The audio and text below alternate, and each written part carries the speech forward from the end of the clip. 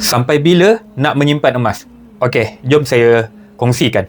Jika baru bermula simpanan, tetapkan sasaran awal untuk memiliki sekurang-kurangnya 100 gram emas bagi satu keluarga. Nilai 100 gram emas hari ini sekitar RM49,000.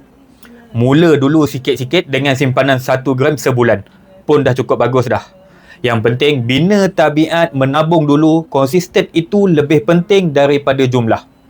Lepas dah capai 100 gram, next target 1 kilogram emas untuk satu keluarga. Kenapa simpan emas ni penting?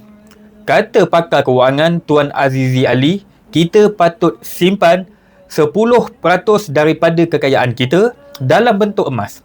Emas ini macam benteng terakhir kita. Semua aset lain dah tak selamat. Walau apa pun keadaan, ekonomi atau politik sesebuah negara, nilai emas tetap terjamin dan tidak terjejas. Dapat. Tiada siapa tahu berapa banyak emas yang anda miliki dan berbeza dengan aset lain. Simpanan emas tidak boleh dibekukan oleh kerajaan walaupun anda muflis atau disenarai hitamkan. Nampak tak? Penting kan simpanan emas? Jadikan emas pelindung keuangan keluarga anda. Mulakan dari sekarang sebelum terlambat. Nak buka akaun emas? Isi form di bawah atau klik sign up di profil saya. Saya akan bantu anda semua. Dapat sesuatu? Like dan share. Moga bermanfaat. Terima kasih.